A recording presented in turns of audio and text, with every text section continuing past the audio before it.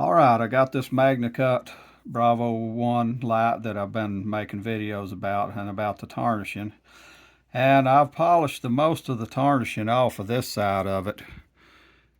And that side, you can see, is still, I've just rubbed that one a little bit, but it's still got that tarnishing line. It was getting pretty good tarnishment on it, layer of tarnishing on it. And all I'm using, and I'll explain why, I'm just using baking soda and water.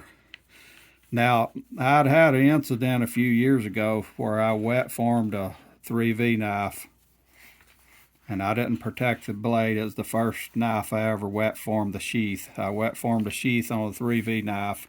When I pulled it out, it was just completely red with a skim of rust on it. Now 3V will do that if you wet form. I'm just going to warn you of that.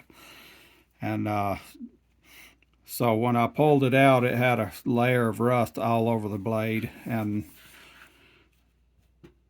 so I was a little bit shocked. I knew 3V was not stainless, but I didn't think that it hurt it to do it that quick. It was only in the sheath a couple of hours or whatever, but it did. So I just took baking soda at the time and water. I don't even know what gave me the idea, and just rubbed it down and rubbed all that rust off of it eventually. And I don't remember if I used any kind of a scarring pad or anything on that knife at the time. This time I'm just using a rag here. Now the reason I'm doing that and not doing flits, I want to explain what I'm doing. I'd had comments that said, use flits. That's what DLT had told me. And I'd had people say, well, use the Bark River Black compound and that'll get it off. And I know all that would work and polish the blade up, but each one of them things has some kind of wax in it. The Bark River compound is a wax, that kind of a crayon consistency that you put on a strop, and so maybe it don't leave any of that wax on it. I don't know, but flits, right on the box that I got and on the tube both that I got the flits in, it said that it had a rust protective that lasted up to 6 months. Well, for what I'm doing here, just trying this out, I don't want a rust protective coating on there. If I wanted to put a rust protective coating on something, I'd just go buy a A2 knife or something like that, and you could just put a rust protective coat on any knife you wanted to. So I'm not looking to put some coating on here to keep it from rusting. I want the metal itself to be stainless, or I want to see if it's stainless. So I had comments saying, send them back, and I've heard all the stories about Bark River and mislabeling steel and that kind of thing, and I thought of all that too, and I decided just to keep the knives whatever they are, because I like A2 steel if it is A2, and so they're really well made, and I'm just going to keep them either way. But the reason that I wasn't knowing that this knife was A2, and I don't know if I would say it's completely got to be A2, is because they've never made a Bravo light in A2. So if it's A2, they would have just about have to just make a A2 Bravo light and just deliberately mislabel it and just say it was Magna-Cut. Now, if you were going to do that, why wouldn't you just get AEBL and say it's Magna-Cut, and then it'd be stainless? Or just get one of the other lower grade stainless than Magna-Cut. So I don't know that they did that. That I wouldn't think Bark River just completely got some other steel and just labeled it Magna-Cut on purpose. But I have saw a video where that they were making the same knife model in A2, and it got labeled CPM 154. So anyway, I've told before what I was told by DLT, and I've still not talked to Bark River. But I work, so I don't have a lot of time, and I guess I could have called them. But anyway, DLT told me that Bark River grinds all these knives on the same belts, and that it would just be A2, like a smear of A2 could be on the surface of this knife. So that's what I'm testing right now.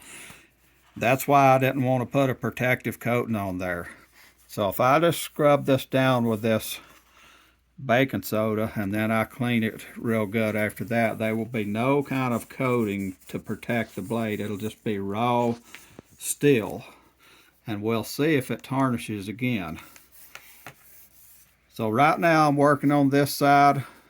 Once I get the knife completely done, I'll show you that and show you the other knife that I'm just going to leave it for now.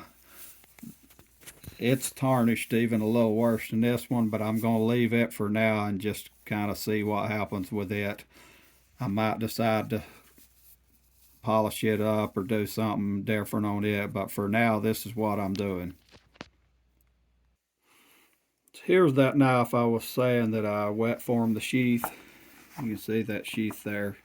It's really nice when you wet form one. You just wet the leather and then form it to the knife and dry it out. What I did, I put mine in one of those vacuum sealers like you have food in them heavy bags and vacuum seal it. Wet the sheath and I put it in a vacuum sealer bag. You can see it made a little bit of a crosshatch pattern on the back of the knife, the sheath, but that don't bother me. Then I took it and put it in either the oven or a toaster oven at a real low temperature. I looked it up on YouTube. You can look it up on there to see how to do it, but that's how I did it. And you kind of heat the leather and then let it dry out. And when I pulled it out from doing all that, this knife blade, it's a 3V Bark River Aurora Light. It's the little bit thinner version. This was just red, with just reddish brown with that layer of rust on the outside of it. And so I did that method with the baking soda, and it takes a long time to rub something like that off with baking soda. That's just what I had at the time, and I had plenty of time. I didn't have any metal polish, and it was at night. I didn't want to try to go get anything. I lived in the middle of nowhere then. It was like 30 miles to any kind of store. And so I just did baking soda, put it on there, and that fixed that knife up. And I've had this knife several years. Might be a little bit of a tarnishing on it right there, but it's 3V, so it's not even stainless. That pops in there real nice. I don't know whether I'm going to do that with my Magna-Cut sheaths here or not, but that'd be a good candidate for doing that with them. I hadn't so far. But now to the subject at hand. Here is the Magna-Cut knife that I've not done anything to. You can see that blade. See all that tarnishing on there. I think it's just got worse, more and more tarnishing on there since I've even had the knife and since I showed it to start with. Basically the whole blade now is getting a dark coating to it. A little bit less on that side for some reason, but you can see, maybe you can or can't, but even right down here, that's just a solid dark. The whole knife's getting dark all over. So here's the one that I polished with the baking soda and water. You can see that I got that off of it. Anything on there now is just my shadow or something. I'll take my hand off of there. So yeah, that blade's clean, and I even took an alcohol wipe and wiped the blade down just to make sure there's no skim of any kind of protection of anything on there. It's raw steel, whatever brand of steel this is here. It's labeled Magna-Cut, and as I've already said earlier, I've had people comment that it might be A2 and all this, and I said it myself in an earlier video, and I've told my reasons why that I wonder if it would be A2, but we're going to see what's going on with it. I don't know how quick I'll show another video on this knife because I want to use it some. I'm going to be using this knife and see if it tarnishes back up, or if by getting that first skim of everything off of there, if this is Magna-Cut right there and that it stays silver and don't rust. Anyway, a couple of nice knives. Put my Aurora there with them.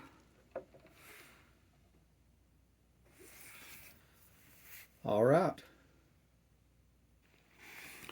I decided to add one more thing on the end of that video. I was about to cut it completely off, but it's about the handles here. I've never had a micarta handle of any kind, and this is my first two black micarta canvas, black canvas. And right away when I got the knives, I just washed the knives down good with dish soap, not putting them in the dishwasher or in any kind of destructive way. Just washing them down like you would if you got grease on them or anything, meat grease or whatever.